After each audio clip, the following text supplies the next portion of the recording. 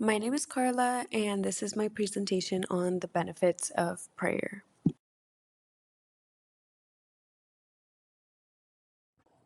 The arguments for prayer are that it provides hope, reduces feeling of isolation, increases feelings of gratitude, and can build relationships.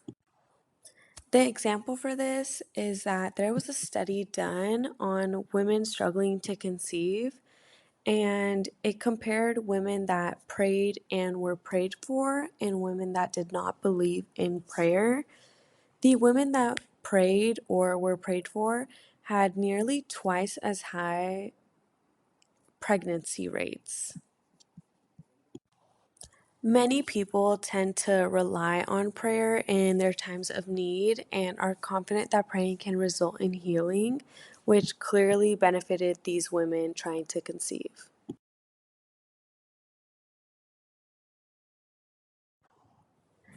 The arguments against prayer are that it is just a huge placebo effect. Many people do not believe in a higher power. A lot of people think it's a waste of time.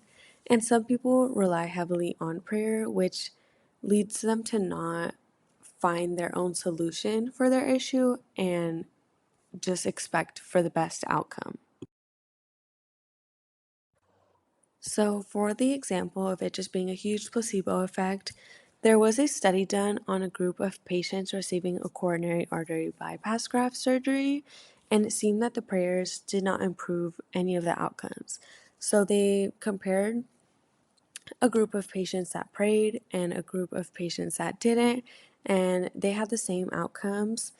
The people that did pray actually associated that they had surgical complications, post surgical complications, rather than a fast recovery and further improvements in their health.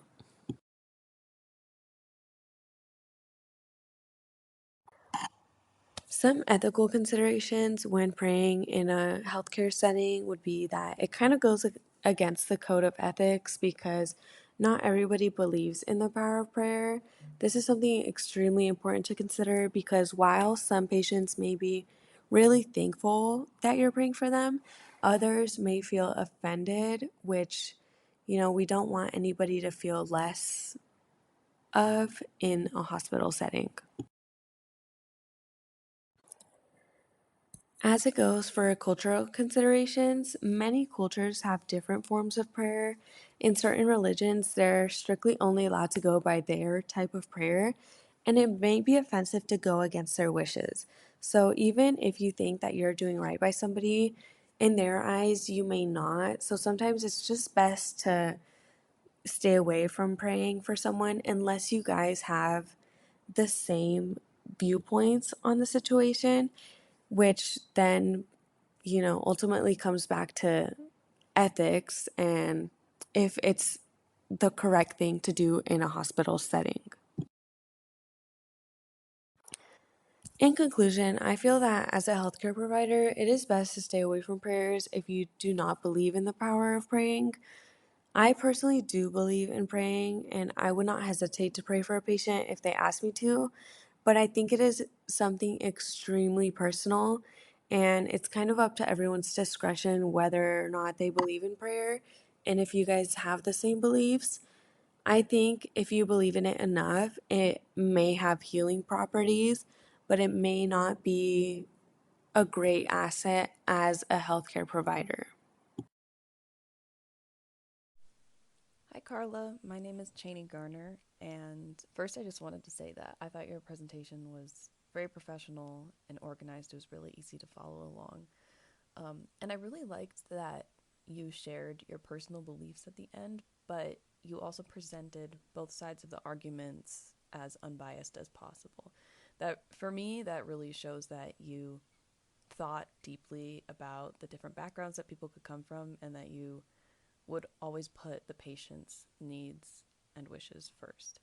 Um, and you also talked about how different cultures have different types of prayer and even rituals surrounding the specific ways to pray. And this made me think about how most of the studies on prayer that I came across don't specify the religion or deity or the type of prayer being used.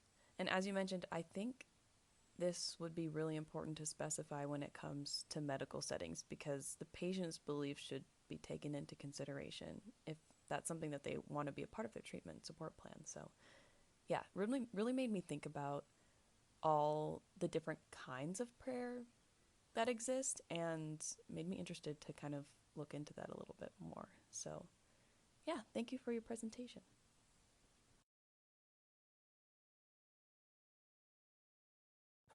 And here is my citation of the text I used. Thank you.